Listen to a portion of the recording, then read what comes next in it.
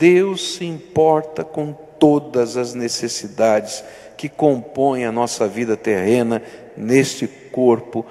Elas são alvo do interesse de Deus. Deus tem prazer em nos abençoar em todas as coisas que importam para a gente e que são necessárias da nossa vida. Porque, queridos, se elas estiverem fora do projeto de Deus, Deus vai trabalhar no teu coração e vai mostrar para você que não é por aí. E Ele vai poder lidar com a tua alma. Mas Ele se importa, vai falar com você e vai te ensinar. Simplesmente porque Ele é seu Pai e tem prazer de te abençoar. E foi por isso que Jesus escolheu essa expressão pão. Porque pão é uma necessidade básica da vida e é símbolo de tudo que é necessário para uma vida completa. Por isso, quando Lutero comentou esse texto, ele fez uma lista de exemplos do que a expressão pão poderia significar. E ele disse: comida, bebida, vestuário, calçado, casa, propriedade rural, campos de esporte, estância de gado, dinheiro, bens, casamento, filhos, governo justo, clima favorável, saúde, honra, bons amigos, vizinhos.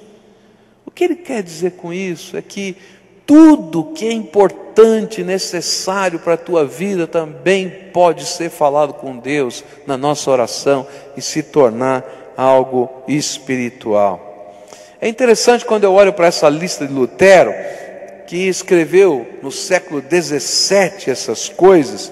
Ele falou das coisas básicas e das necessidades básicas de um alemão camponês daquele tempo. E eu poderia dizer que eu posso interpretar e completar essa lista segundo as necessidades do nosso tempo e das nossas situações peculiares. Porque Deus é um Pai amoroso que se interessa pelas situações e necessidades dos seus filhos. Quando nós estávamos para nos casar, eu e Cleusa, nós fomos fazer um aconselhamento pré-nupcial. Esse aconselhamento era individual com um casal de missionários. E aí foi muito interessante, porque a gente vai aprendendo essas coisas na vida. A gente não sabe, não é? De que Deus se importa com todos os detalhes da nossa vida. E essa senhora, a esposa do pastor Donald, que nos ensinava, ela disse para minha esposa assim: filha, Deus é seu Pai e Ele se importa com os detalhes. Você já sonhou como você quer o seu casamento? E a gente assim, acanhado, porque era duro o que vou lhe falar, rapaz. Olha, não tinha dinheiro para nada. Eu não tinha dinheiro para nada. Como é que vai sonhar todos os detalhes do casamento? Ela dizia: pode sonhar. Pode sonhar até com a cor da cortina que vai na tua casa. Essa foi a expressão que ela usou. Porque o teu Pai eterno se importa com aquilo que vai no teu coração. E Ele vai trabalhar essas coisas na tua vida. E foi tão interessante que a gente começou a fazer uma lista de sonhos pessoais. Você vai dizer: mas não tem nada de espiritual esse negócio. Tem, querido. Sabe por que é o espiritual?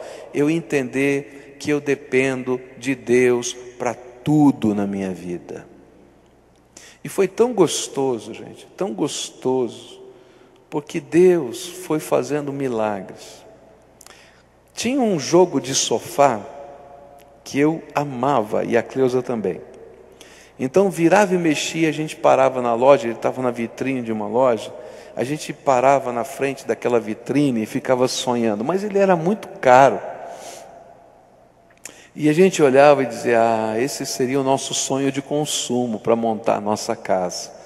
Mas não dá. E ainda passava uma semana, duas, a gente parava de novo, aquela loja era bem no caminho do nosso trabalho. A gente disse: vamos olhar de novo o sofá? E a gente parava lá e ficava olhando pela vitrine o sofá. E olha, isso deve ter acontecido umas 20 vezes. Até que o vendedor saiu na rua e falou assim: olha, eu já reparei que você para aqui toda semana e fica namorando para comprar o sofá. Você não quer comprar o sofá? Eu falei: eu quero, mas eu não tenho condição. Vem cá, vamos conversar. E aí começou: faz conta daqui, faz conta de lá, faz conta daqui, faz conta de lá, faz conta daqui, faz conta de lá. Até que achamos um jeito que parecia uma loucura e conseguimos pagar, porque eu não pago juro para nada, eu não gosto de pagar juro para nada, né? Pagar aquilo sem juro em algumas parcelas, e a gente conseguiu então fechar o negócio. Eu recebia o meu salário, e eu pegava o meu salário inteiro, cheque, do jeito que vinha, para pagar a parcela, durante alguns meses. Mas eu tinha que fazer um monte de outras coisas, né? E aí Deus colocou no nosso coração que Deus ia abençoar o trabalho. Minha esposa trabalhava dando aulas, então aqui aumentar o número de alunos dela, para ela poder suportar a conta dela e ainda suportar as minhas. E naqueles meses, subir o número de alunos, ela conseguiu ajustar as contas, né? E era um segredo de Estado, porque se o pai dela soubesse que ela estava me ajudando financeiramente, eu estava perdido. Mas o sofá estava lá na nossa sala. Quando chegou a hora de trocar o sofá, eu fiquei com dó. Estava precisando trocar, porque ele tinha uma história da bênção de Deus. E foi assim em todos os detalhes da nossa vida, porque Deus se importa. Mas há um princípio: você busca primeiro o reino de Deus e a sua justiça, depende dele para todas as coisas. E Deus se importa com os detalhes. O dinheiro não caiu assim de repente, veio do nosso trabalho, mas Deus abençoou o nosso trabalho. Deus abençoou as nossas economias. Deus abençoou os negócios que fazíamos. Há coisas que acontecem na construção desta igreja que só milagre, queridos. Eu vou dizer para você uma coisa. Por exemplo, você olha esse telhado da igreja, ele é de cobre. É um dos telhados mais caros que existem. Mas eu quero dizer para você o que Deus fez, porque Deus está no controle de todas as coisas. Quando a gente começou a estudar para fazer esse telhado, a gente ficou pensando: que tipo de material a gente vai usar? E toda vez que você olha para um material, você sabe a durabilidade deles. Então, por exemplo, se eu colocar telha de Eternite, ela tem uma durabilidade de 10 anos. Depois disso, você vai ter que ficar reformando o telhado toda hora, porque vai dar goteira, ela não tem jeito. Então, você vai olhar, tem que fazer o telhado de tempos em tempos. Se eu colocar uma telha sanduíche, ela dura 30 anos, tá? Que ela tem uma durabilidade. E a de cobre dura 100 anos.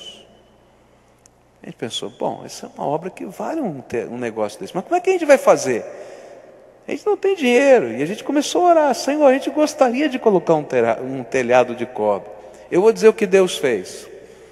Naquele ano que a gente tinha que colocar o telhado de cobre, o dólar baixou, e o preço dos commodities de cobre no mundo foi o mais baixo da história. Até hoje nunca chegou lá. Nós compramos o cobre mais barato, tá? E com o dólar mais barato que existia, porque isso estava referenciado em dólar, e conseguimos pagar com cerca de 20% ou 30% a mais do que seria a telha sanduíche, com uma durabilidade de 100 anos. Deus mexeu na economia do mundo. Você pode não acreditar, mas eu creio assim. Deus mexeu na economia do mundo, porque um filho dele, porque uma igreja dele, tinha um sonho. É claro que isso não durou meses a fio, mas naquela semana de fazer o negócio aconteceu esse milagre. Eu quero depender de Deus para todas as coisas da minha vida. Queridos, eu oro pela pintura da parede da minha casa. A minha mulher ora mais do que eu, pode ter certeza. Quando a gente constrói alguma coisa aqui, a gente fica sonhando o melhor e fica pedindo milagres de Deus. Houve uma reforma agora no condomínio lá na minha casa, e colocaram papel de parede. E aí na reunião do condomínio, eu me senti mal quando eles apresentaram o preço do papel de parede, o rolo do papel de parede, R$ 1.200. E eu pensei, eu paguei 200 e pouquinho lá na igreja, o mesmo papel. Me explica isso. É Deus. Eu creio num Deus que nos dá graça e que faz milagres. Vem do seu trabalho, vem dos valores que você coloca na tua vida, mas Ele é o Senhor de todas as coisas. E olha, você pode colocar diante de Deus toda a sua necessidade, todos os anseios da sua alma, e pode deixar Deus tratar os anseios da sua alma. Não é um negócio com Deus, não. É um tratamento de pai para filho. É fácil a gente entender. Você não está fazendo um negócio com Deus. Eu dou o dízimo, vou receber. Não, ainda que a Bíblia tenha promessas tremendas. Ela diz que o Senhor multiplica 10 até 100 vezes mais a nossa disponibilidade para Ele. Mas não é isso, não é um negócio. A Bíblia não está ensinando a gente a fazer negócio. A Bíblia está ensinando a gente a lidar com o Papai do céu. Está entendendo? Papai não é assim, mamãe não é assim. A gente ouve aquilo que são os sonhos dos nossos filhos. Às vezes a gente diz, agora não dá, você tem que aprender a esperar. Não adianta ficar batendo o pé e esperneando que vai apanhar. Não é verdade? Mas a gente fica com aquilo no coração. E a primeira oportunidade que a gente tem é dizer assim, vou fazer um agrado para o meu filho, porque é importante para ele. Meus queridos, às vezes Deus não nos dá naquela hora, daquela maneira, porque nós somos aquela criança birrenta que está esperneando lá no mercado e que merece umas palmadas. Mas Ele tem prazer em abençoar aqueles que o buscam com interesse de coração.